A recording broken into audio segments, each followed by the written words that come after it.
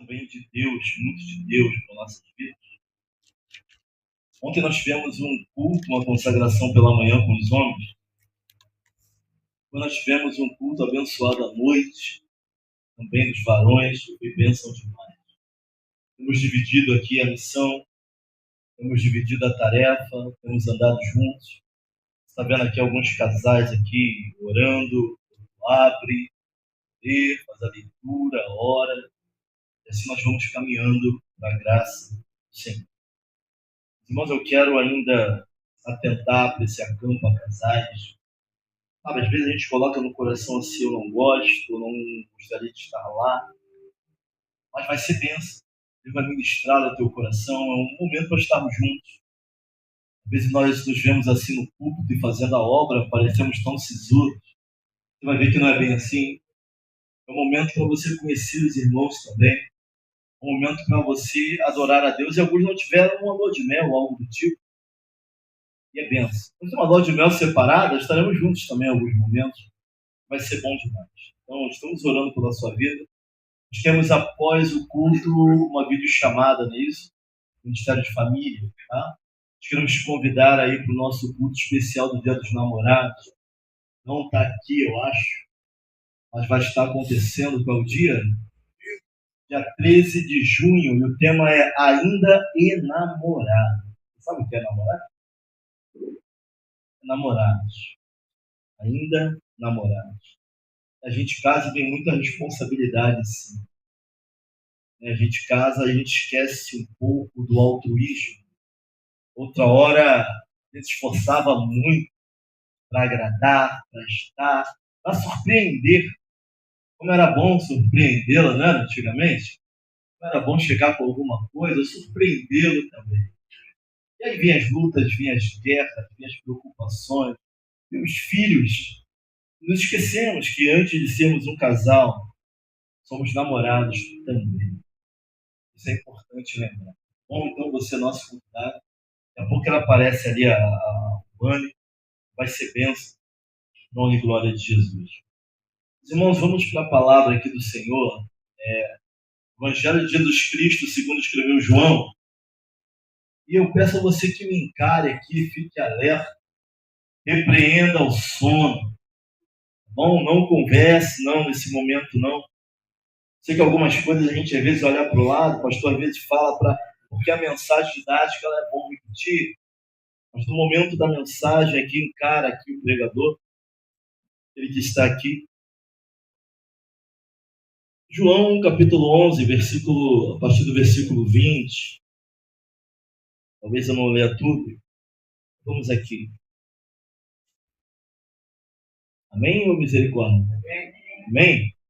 E que a voz do pastor é aveludada, sono, dorme não. Fica ligado.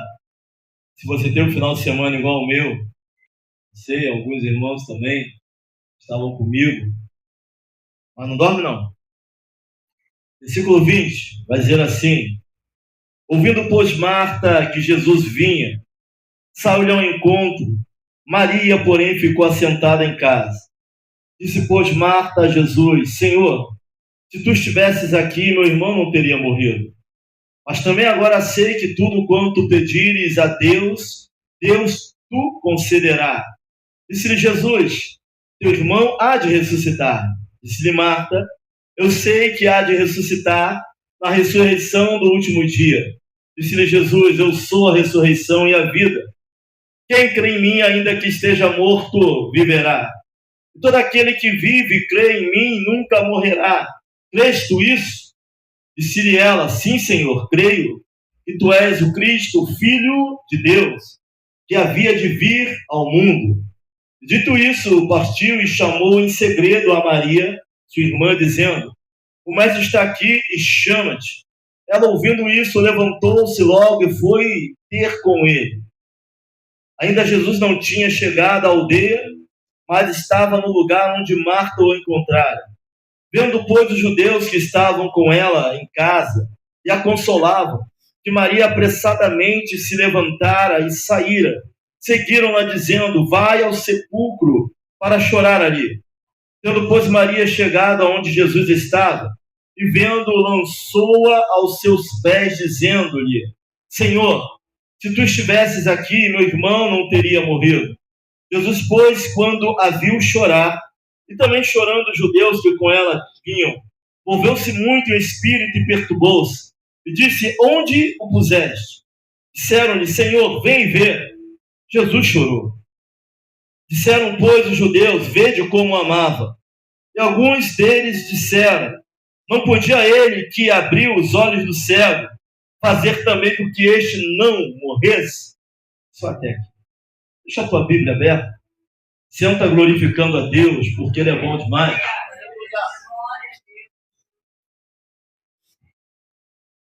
Deus tem falado há algum tempo sobre essa mensagem no meu coração. Eu, à tarde, esse domingo, estava refletindo um pouco sobre o que aconteceu aqui na vida dessa família. É interessante que há 2 domingos atrás eu estava pregando sobre Marta, Maria. O tema da mensagem foi as mãos de Marta e o coração de Maria. Nós vimos que Jesus ele ia fazer suas missões e passava por Betânia. Ele ficava na casa de Marta. Aparentemente, Marta era responsável pela casa, era uma família. Não mostra marido, filhos, enfim, mas era uma família. Lázaro, Maria, Marta. Jesus ficava ali, Jesus ensinava. Maria estava aos pés de Jesus. Vemos sempre Marta em ação, Marta trabalhando. Jesus vai falar para Marta para que ela estava muito agitada, ansiosa no seu coração. Marta vai, de certa forma, Marta tinha uma forma peculiar de exortar a Jesus, ou tentar exortar a Jesus. E ela vai ser exortada, porque é impossível exortar a própria palavra. Jesus vai falar com ela a dificuldade dela. E que ela não quisesse dar o melhor para Cristo, as duas queriam, mas que Maria tinha resolvido dar a melhor parte. Qual era a melhor parte? Sempre vamos ver Maria aos pés de Jesus. E é interessante que Jesus não passava na casa dela só para cumprir a agenda. Não era só uma passagem, eu vou passar ali porque eu não tenho para onde ir. Ele gostava. Vamos ver nos textos, aparentemente era bom. Jesus tinha amigos. Olha para alguém e fala assim: Jesus tinha amigos. Sabe? Pessoas precisam de pessoas, irmão. E Deus usa pessoas ao nosso favor. Ele era amigo da família. É claro que nós não temos muitos amigos e a vida vai nos ensinando a não ter muitos amigos, mas é bom ter alguém que você possa contar. Jesus podia contar com Maria e com Lázaro. Vai dizer a palavra que houve um período em que Lázaro ele vai adoecer. Lá no capítulo 11, versículo 3, não é Marta quem manda o comunicado para Jesus, é Marta e Maria. Vai dizer assim: mandaram-lhe, pois, suas irmãs dizer: Senhor, eis que está enfermo aquele que tu amas. A intimidade, ela tem dessas coisas, presbítero Léo. A carta é quase uma intimação. Vou falar para Jesus: olha, Lázaro, a quem tu amas, teu amigo está enfermo. É mais ou menos assim, de outras palavras: se tu amas, vem fazer alguma coisa. Se tu amas, Senhor, aparece e muda a situação. Se tu amas, quem ama vai tentar ajudar. Essa carta é quase que uma intimação para Jesus. Se tu ama Lázaro, o amigo, aquele a quem tu amas, está enfermo. Para mim é uma indireta. Olha, pastor, aquele que anda do teu lado, aqueles que andam do teu lado estão enfermos. Eu falo assim: pastor, vai lá fazer uma visita. Entra com providência. Sabendo quem Jesus era, eles entendiam que se Jesus fosse lá, aquela enfermidade seria curada. Mas o interessante é que a mensagem chegou até Jesus. Olha para alguém e fala assim: a tua mensagem tem chegado. Sabe, a mensagem chega. O comunicado chega. Quem tem intimidade com ele. Até para quem não tem. O Espírito Santo leva a mensagem. Mas nem sempre o agir de Deus é da maneira que a gente quer. Nem sempre o socorro é na hora que a gente quer. É no momento que a gente quer. É da forma que a gente acha. A mensagem está chegando, irmã Céu. Mas o manifestar de Deus é outra coisa. O comunicado chegou. Ele recebe a mensagem. Sabe, mas a resposta não. Ele não manda a resposta. E o fato dele não ter enviado a resposta não significa que ele ame menos ou mais. Só não é da nossa forma. Não tem obrigatoriedade de ser da nossa maneira, do nosso jeito, do momento, ou do nosso momento, sabe? Não tinha nada a ver com amor, até porque a Bíblia vai dizer que ele amava aquela família, assim como ele nos ama. Mas o fato dele não agir como nós gostaríamos que ele agisse, não representa um nível, não representa uma medida de nível do amor dele, maior ou menor, por nós. Tem coisas que nós precisamos, mas Jesus ele não age no nosso tempo. Tem questões que nós oramos a tempo, ele falou que faria, mas o tempo dele é diferente do nosso tempo. Senhor, tu não me ama, Senhor, tu não tem feito nada por mim. Momento ou forma, não é medidor. Não é o medidor, o instrumento que vai medir o nível do amor de Deus pela nossa vida. Parece injusto, algumas vezes, a maneira pelo qual Jesus ele vai agir. Olha só, o recado chega. O recado é um recado apelativo. É de alguém que pode entrar com providência, é de alguém que se chegar vai resolver o negócio. É um recado, sim, apelativo. Porém, Jesus ele não se move. E a Bíblia vai dizer, lá no versículo 11 ao 3, se ama, por que não agir? Se o pastor liga para mim, por que não me socorreu? Por que não veio ao meu favor? Por que ninguém me procurou? Esse é o nosso pensamento. Lá no versículo 4, vai dizer que Jesus disse que aquela enfermidade não era para a morte, mas era para a glória de Deus. Mas era para que o nome do Senhor fosse glorificado naquela questão. Daqui a gente já vê que tem alguma coisa nisso, essa demora. Tem alguma coisa interferindo diretamente nesse silêncio. No versículo 6 vai dizer que quando ouviu, pois que estava enfermo, ficou ainda 2 dias. Irmão, a resposta só não chegou, como ele ainda fica mais 2 dias, Felipe. Olha, aquele que tu ama está enfermo. Aquele que tu ama, resumindo, está morrendo. A resposta chegou, Jesus não respondeu. Falou que aquilo era para a glória de Deus, olha só. E ainda fica mais 2 dias só porque amava. De propósito. Só pelo propósito. Porque era propósito. Olha para alguém e fala assim, Jesus demorou. De propósito. E é justamente o propósito que às vezes traz a demora. De propósito, no propósito e pelo propósito. E justamente foi o propósito a causa da demora. Mas por que algumas coisas demoram na minha vida? Por que algumas coisas não acontecem como na vida de todo mundo? Porque Deus tem propósito na minha e na sua vida. Tem um louvor que a gente canta aqui. Pensando bem, só a presença de Jesus na minha vida justifica tanta coisa sem saída. Irmão, para aqui. Então, não me deixe sozinho, nem por um minuto, por favor. Às vezes a causa da demora é o propósito.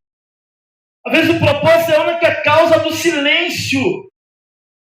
Sabe, às vezes Jesus não se manifesta como a gente quer, da forma que a gente quer, da maneira que a gente quer. Esse é o propósito. O propósito é o tratamento ao qual Deus está dando para aquele processo. De propósito ele não vem. De propósito ele não responde. De propósito, no propósito, para o propósito, pelo propósito. Você não entendeu? Ele fica ainda mais 2 dias. Lázaro morreu pelo propósito. Às vezes, a gente amassa barro e faz tijolo pelo propósito. Às vezes a gente acha que Deus está demorando e a resposta de Deus para nós é: ainda estou amassando o barro. Eu ainda estou preparando, não é momento de te botar ali. Não é momento de te levantar pelo propósito. Ele segura. Ele fica. Pode botar o fundo musical aí, gente. Ele não sai correndo. Ele fica mais 2 dias. Senhor, abençoa o pastor Claudenir. Aí ele fica mais 2 dias. Abençoa o evangelista Avança. Ele fica mais 2 dias. De propósito. Quando a gente era pequeno, a gente fazia alguma coisa, aí deixava a casa cair, se pegar fogo, alguém apanhar. Falava assim, eu fiz de... Tinha propósito no que eu fiz. Mas era para se vingar, era para deixar o irmão no sufoco, né? Certa feita eu lembro que a irmã Sônia tacou de um chinelo chamado Karina. Embaixo dele era quadrado, né? Tinha os quadradinhos, ela batia, ficava tudo quadrado na perna. Quem lembra do Karina aqui? Aí eu sei que eu estava aprontando, eu estava me mexendo muito. Aí a dona Sônia tinha uma mira infalível. Me acertava de um banco, ela me acertava lá na cadeira. Como eu não sei. Quando eu vi que ela baixou para pegar a Karina. Lembra da Karina? Já pouca a Karina? Já pulou, não ficava aquela marca tudo quadrado na coxa? Quando ela pegou a Karina que tacou, eu pulei e pegou na minha irmã. Aí eu saí correndo, a minha irmã chorando, eu falei, dessa vez eu me safei. Minha mãe deu uma volta, me pegou do outro lado. E tome Karina. Então, de propósito, eu apanhei o dobro. Eu ia tomar só uma chinelada. Tomei várias. Mas o propósito de Deus na nossa vida, irmão, não é apenas para que nós venhamos a sofrer, ou não é apenas para que as coisas demorem, todo mundo passa, eu não passo. Tem propósito.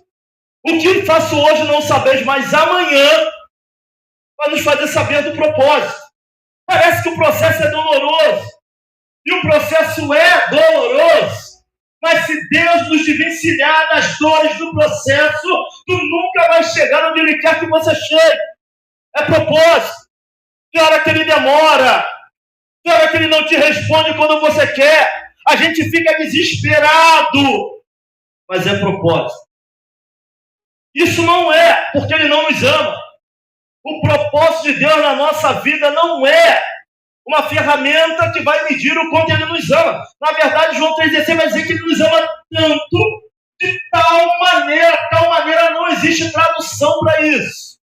Ele nos amou de uma forma tão absurda, de uma forma tão incondicional, de uma forma tão própria, que Ele sacrificou o seu Filho unigênito para que nós tivéssemos vida e abundância. A cruz é a expressão do amor. Não dá para ser amado mais do que Ele nos amou. Ninguém na terra, nem pai, nem mãe, nem alguém que goste muito de você, não chega perto do nível do amor de Deus.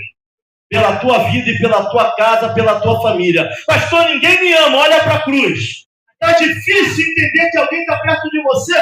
Olha para a cruz. E quando eu falo a cruz, eu não falo do instrumento, mas da obra praticada na cruz do Calvário. É uma expressão de amor a cruz. Não tem como Ele te amar mais. Se isso não preencher os vazios da tua vida, nada vai preencher. Agora, propósito. Vem na frente. Com amor, mas é propósito. No versículo 7, Jesus está no debate. Ele sabe, ele recebe o recado. Os discípulos não vão querer voltar para a Judéia, porque Jesus quase saiu apedrejado de lá. Estava próximo dos acontecimentos. No versículo 11, ele vai dizer, Lázaro, nosso amigo, dorme, mas eu vou despertá-lo. Presta atenção nisso aqui. Ele está dizendo assim, olha, ele está dormindo, mas a minha intenção, eu já estou disposto, determinado a mudar a situação. Quando Jesus está disposto a fazer algo, a nossa fé não interfere mais nisso. Com fé ou sem fé, acreditando ou não, quando Ele se propõe a fazer, Ele faz. E não tem ninguém que possa mudar isso. Tem coisas que acontecem na nossa vida e você nem orou. Porque Ele não depende se você crê ou não para fazer. Se você crê, Ele é Deus. Se não crê, Ele é Deus também. Se tem fé para que Ele cumpra, tua fé não determina o poder dele ou a soberania. Não determina. Até porque a tua fé é gerada pela palavra. Então, antes da nossa fé dele, a palavra já existia. E ele é a própria palavra. E a palavra está dizendo: Lázaro está morto, mas, ou melhor, dorme, mas eu vou despertá-lo. Que Jesus desperte a sua mente, a sua visão, a sua vida, a sua casa e a sua família. O tema dessa mensagem poderia ser ressuscitando Lázaro. Olha, eu vou explicar por que é conjugando. Não falei tema não, meu irmão. Conjugando a fé. Olha para alguém e fala assim, conjugando a fé. Você lembra de conjugação verbal? Gênero, número, e tinha tempo, passado, presente, futuro e outros tempos. Pretérito disso, daquilo, perfeito, e ir embora. O tema da mensagem é conjugando a fé. Jesus vai mostrar que a sua intenção é entrar. Ou melhor, intenção não. Seu decreto. Quando ele lança um decreto, não é mais intenção, é algo que ainda não se materializou no mundo físico, mas já está movido no mundo espiritual. Lázaro está dormindo, mas vou despertá-lo. Eu sinto de Deus, decreto de Deus nessa noite para essa igreja. Algumas famílias estão dormindo, estão mortas em algumas áreas, mas Deus vai despertar esse negócio. Vai entrar nessa questão. Outra coisa parecida com dormir está lá em Lucas, capítulo 8, versículo 52. A filha de Jairo. Todo mundo vai dizer para Jairo, para quem importuna o mestre, a menina já é morta. Porque Jairo está levando Jesus para sua casa, porque ele ouve falar que Jesus era curandeiro. Alguns ouviram falar que ele era exorcista. Outros ouviram falar que ele era multiplicador dos alimentos. E ele vai querer levar, ele entende que se levar Jesus para casa, Jesus iria curar a sua filha. A menina já estava morta. Mas ele vai dizer, não, a menina, calma, estão chorando, ela apenas dorme. Sabe o que ele está dizendo aqui? Que aquilo que é irreversível para nós, para ele, é uma situação transitória.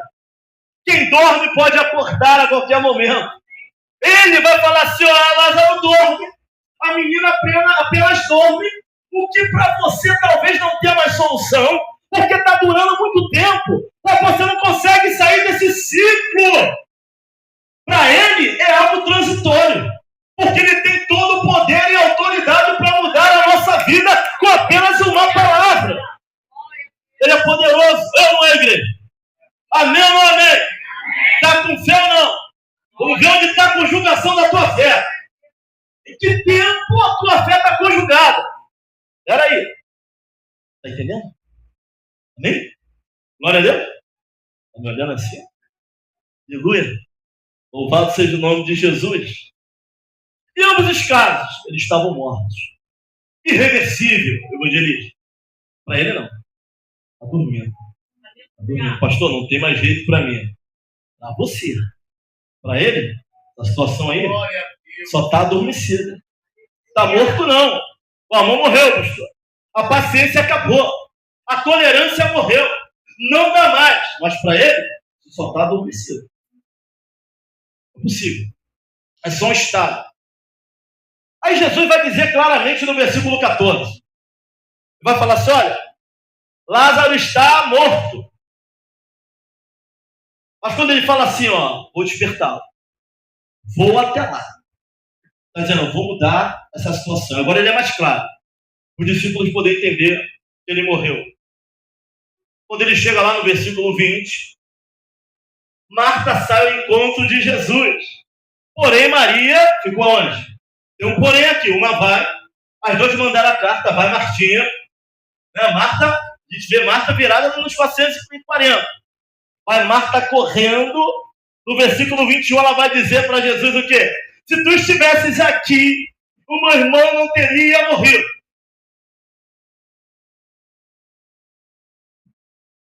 A gente dá aquele atestado de óbito. Se Marta pudesse escrever no atestado de óbito, a causa da morte seria ausência de Cristo. Olha como ela chega para ele de cara, Se tu estivesses aqui, meu irmão não teria morrido. Causa da morte de Lázaro, ausência de Jesus. Lembra quando você passou isso? Isso mata. Se ela pudesse colocar no atestado, mas ela não era legista, motivo da morte de Lázaro. Morreu de que Lázaro? Vamos falar que foi lepra. Fala? Não fala.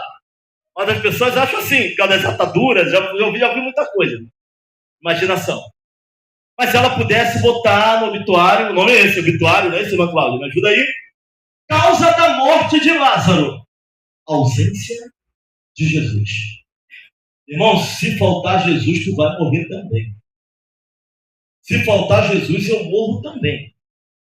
Ela vai dizer, olha, se tu tivesse chegado aqui, se o Senhor tivesse estado aqui, o meu irmão não teria morrido.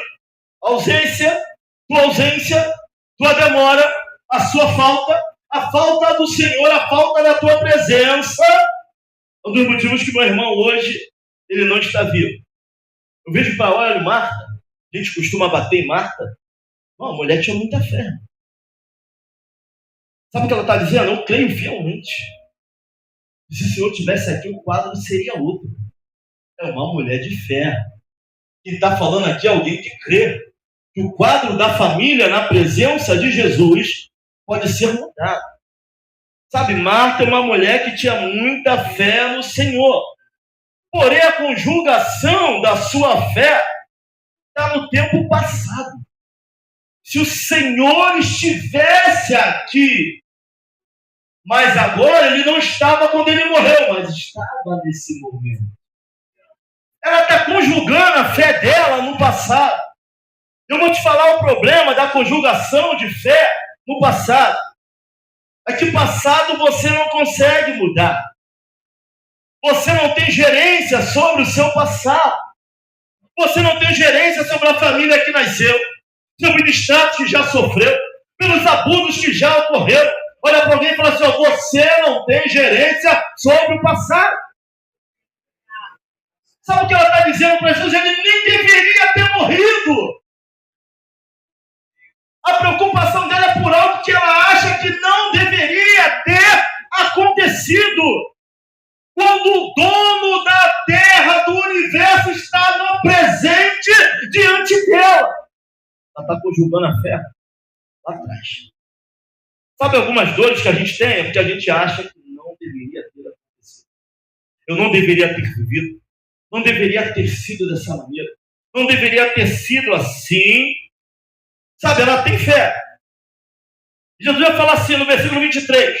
Teu irmão há de ressuscitar. Sabe, ele está levantando a moral de Marta. Apesar da fé dela estar conjugada no passado, apesar da fé dela estar conjugada na demora, se o Senhor não era para ter acontecido, era para o Senhor ter chegado, ele vai falar, o teu irmão há de ressuscitar. Acreditando ou não, ele é poderoso para fazer, irmão. Quando há uma determinação dele, ele faz, ele cumpre, ele abre porta onde não tem parede. Não me pergunte como. Ele abre porta onde não tem parede, traz existência aquilo que não existe. Não entendo de processo. Entendo dos meus, e olha lá, às vezes eu tenho que entender. Tem gente que achou que entendia os seus processos. Está vendo que não entende nada. Está mais perdido do que segue tiroteio, não sabe para onde ir. Então ela está conjugando a fé dela no passado e talvez esse culto seja a resposta de Deus para a tua vida. Está conjugando a fé dela no passado. Tem pessoas que têm muita fé, mas está conjugando no tempo equivocado. Tem uma fé, mas está conjugando no tempo equivocado. Mas tem fé. Sabe quando a gente começa a viver no passado? Quando a gente continua vivendo coisas há muito tempo, a gente não acredita mais que Jesus possa resolver agora.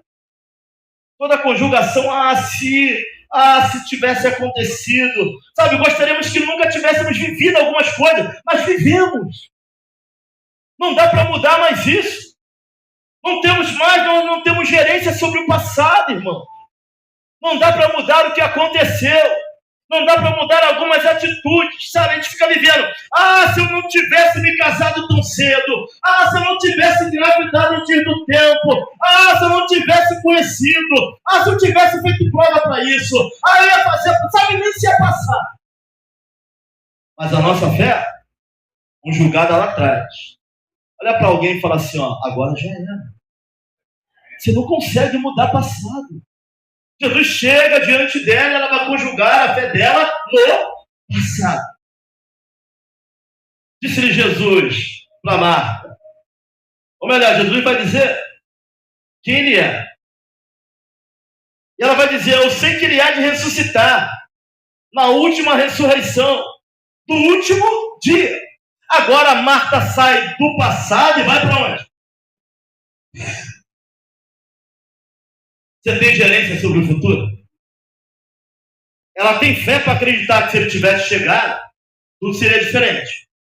Agora, Marta entende de escatologia, crê na promessa da ressurreição dos mortos, daqueles que já morreram, da transformação, vai dizer assim, sim, eu sei que o Senhor há de ressuscitar naquele último dia. Agora ela sai do passado, irmão. Olha para cá, olha para mim.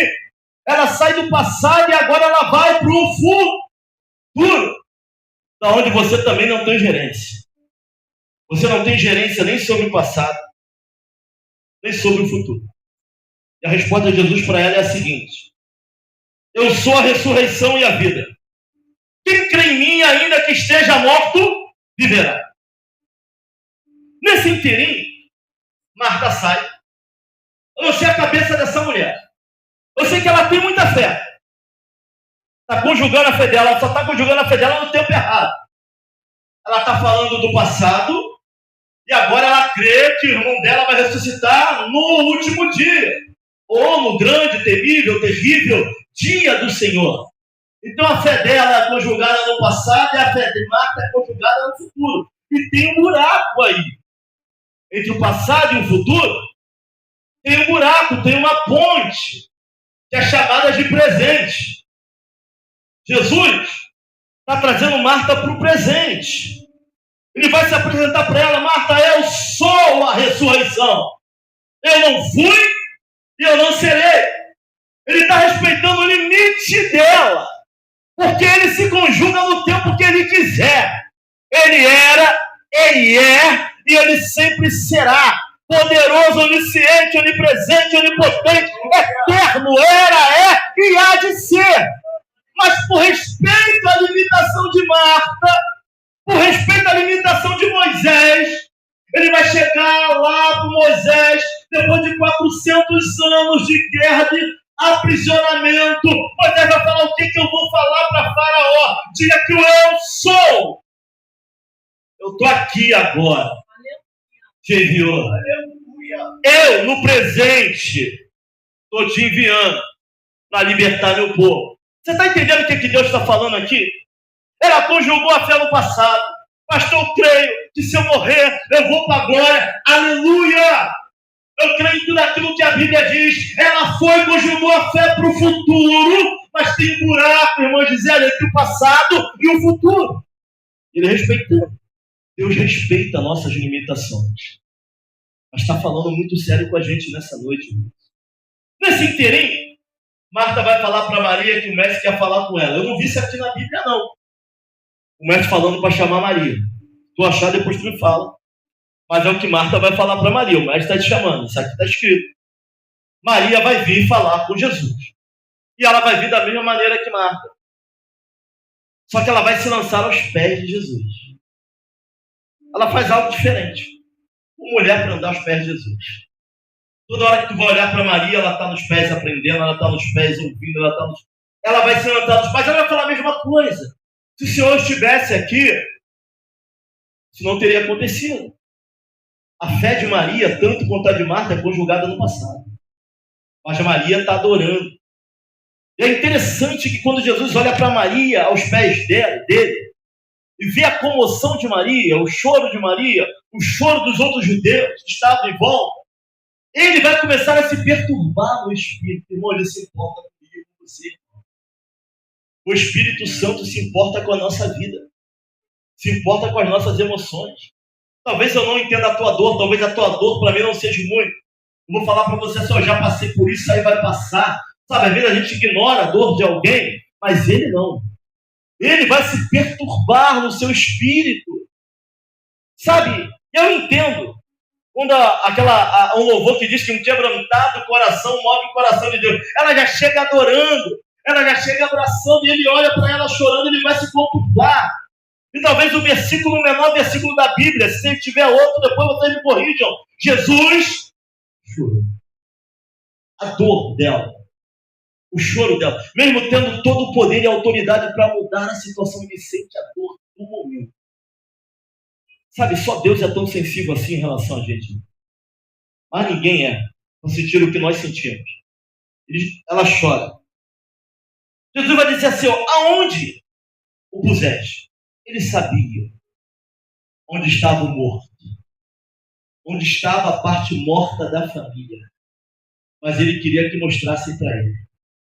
Sabe, ele sabe o que está morto dentro da tua casa. Ele sabe o que está morto nos projetos da tua família. Mas ainda assim ele quer que você venha mostrar para ele nessa noite onde está. Onde ele está. Talvez você não queira abrir. Talvez você não queira dar a chave para que ele entre.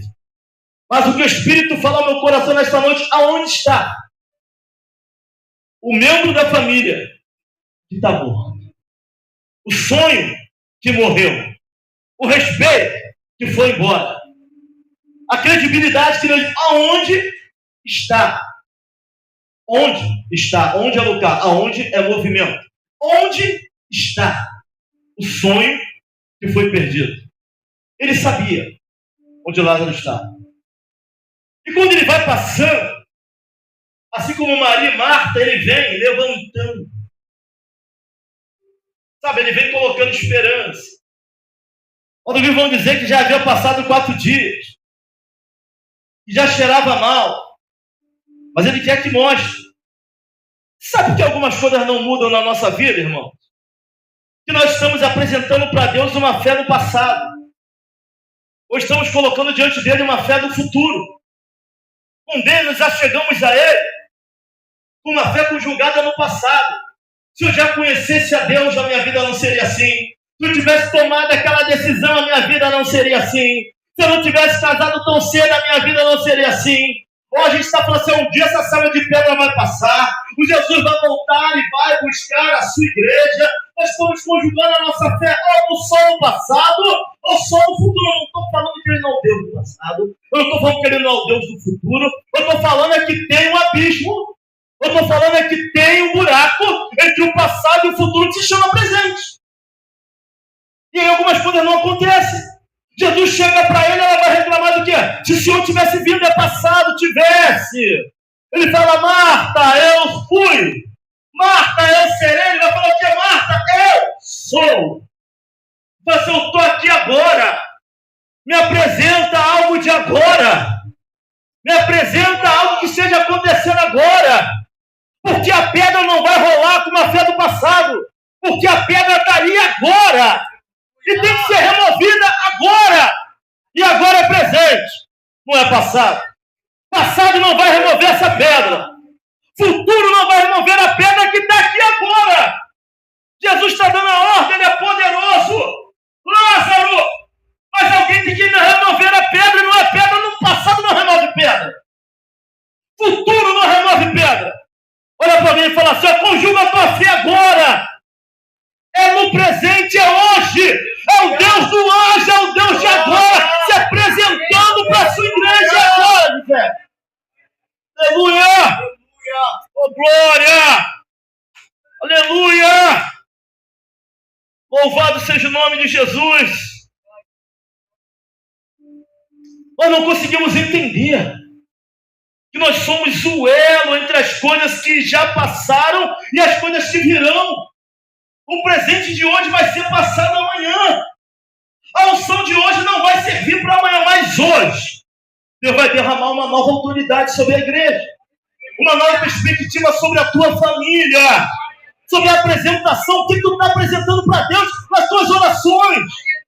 Está conjugando tua fé no passado? Se eu tivesse feito aquela prova, se eu tivesse feito aquele concurso, já passou, não vai mover essa pedra. A pedra está ali. Conjugação de fé do passado não move pedra. Já vivi muita coisa ruim.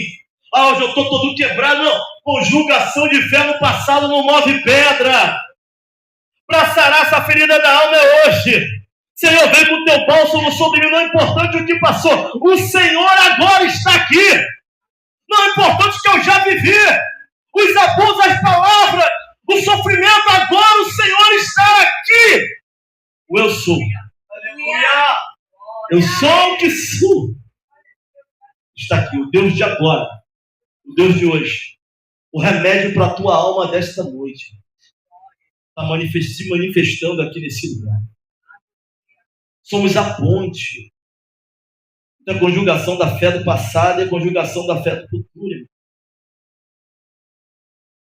Jesus poderia dizer a Marta: Marta, eu fui. Marta, eu serei. Ele respeita a limitação. Marta, eu sou a ressurreição. Eu só não fui. Eu só não serei. Conjugado em todos os tempos. É o nosso Deus. Passado não remove pedra, meu primeiro. O futuro não vai remover essa pedra. O Deus do agir é o Deus do amor que vai remover essa pedra. Quem acredita que o agir de Deus é agora e é hoje, se manifesta aí. Não deixa tu chegar em casa para falar: olha, a palavra foi uma bênção, né? É Deus do agir.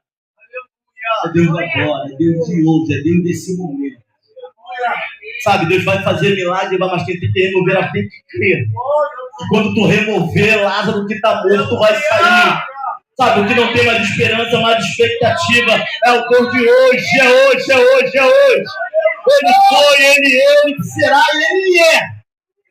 Conjuga a tua fé no presente, agora. Deus do sobrenatural hoje. Glória a Deus. Fica de pé. Reage diante do Deus do haja de hoje. Reage diante do Deus de agora. Não fica razoando como vai ser, não. Conjuga a tua fé agora no presente. Eu sou. Nem acreditava mais. Vi o testemunho de uma senhora que sustentou o marido a vida toda. Só ela trabalhava e ele não. Agora sabe o que aconteceu? Ele está ganhando mais do que ela. Pega o dinheiro e está tudo na mão dela. Fala: nunca pensei viver isso. Nunca pensei viver algo assim na minha vida. Mas ela creu que Deus é poderoso para fazer.